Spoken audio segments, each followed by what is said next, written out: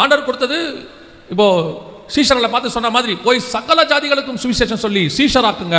World vision, ஒரு மிகப்பெரியதான world vision. அந்த vision என்னவா முடிஞ்சிருச்சு, அந்த தரிசனம் என்னவா முடிஞ்சிச்சு அப்படின்னு பார்த்தீங்கன்னா பயங்கரமான ஃபெயிலியர். எப்படிப்பட்ட ஃபெயிலியர்? அந்த இடத்துல இருந்து துரத்தி அடிக்கத்தக்கதான ஃபெயிலியர். வெளியே போ அப்படின்னு சொல்லி துரத்தி அடிக்கிறார். ஏன் இப்படி ஒரு கேவலமான நிலைமை அவனுக்கு ஏற்பட்டது?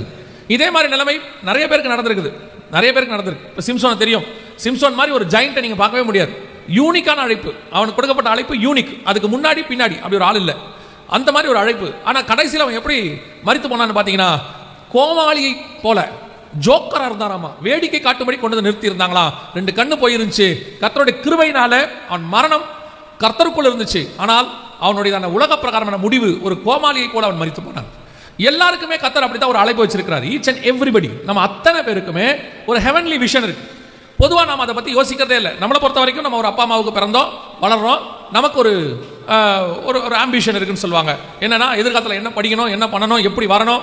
கொஞ்சம் பேருக்கு அமெரிக்காவுக்கு போகணும், கொஞ்சம் பேருக்கு இங்கேயே சாதிக்கணும், இந்த ஃபீல்டில் சாதிக்கணும். இப்படி நமக்கு நிறையா ஒரு எண்ணங்கள் இருக்குது, தரிசனம் வச்சிருக்கிறோம், முயற்சி செய்கிறோம். அதெல்லாம் குற்றமாக சொல்லலை.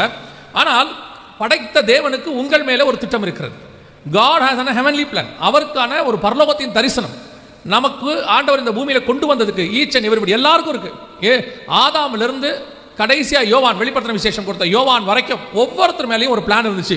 தாவீதெல்லாம் பிறக்கிறதுக்கு 8 வருஷத்துக்கு முன்னாடியே பிளான் அவன் மேல இருந்துச்சு. மோசேக்கு ஒரு பிளான் இருந்தது, பிறக்கும் பொழுதே மோசேக்கு ஒரு பிளான் இருக்கிறது. யோவான் ஸ்நானகன் பிறக்கிறதுக்கு முன்னாடியே அவர் மேல ஒரு பிளான் இருக்கிறது. இப்படி ஒவ்வொருத்தருக்கு மேலேயும் கர்த்தருடைய திட்டம் இருக்கு.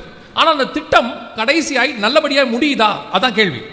நல்லபடியாக அது முடியுதா? ஒரு காலேஜில் போய் நீங்கள் சேர்றீங்க, காலேஜாக 3 வருஷம் முடிச்சிடலாம், தப்பே கிடையாது, எல்லாரும் முடிச்சிடும். ஆனால் சர்டிஃபிகேட் கொடுப்பாங்க, கோர்ஸ் கம்ப்ளீட்டட்னு ஒரு சர்டிஃபிகேட் கொடுப்பாங்க. ஆனால் அரியஸே இல்லாமல் முடிச்சுட்டு வெளியே வர பாருங்களேன், அதுக்கு இதுக்கும் என்ன இருக்குது? டிஃபரன்ஸ் இருக்குது. அரியஸே இல்லாமல் நல்லபடியாக முடிச்சுட்டு நம்ம வெளியே வரதுக்கும், அரியஸை வச்சுட்டு வெறும் கோர்ஸ் கம்ப்ளீட்டட் அப்படின்னு ஒரு சர்டிஃபிகேட் வாங்கிட்டு வெளியே வரதுக்கும் நிச்சயம் வித்தியாசம் இருக்கு. அதான் பவுல் சொல்றாரு, நல்ல போராட்டத்தை போராடினேன், ஓட்டத்தை முடித்தேன், ஐ ஃபினிஷ்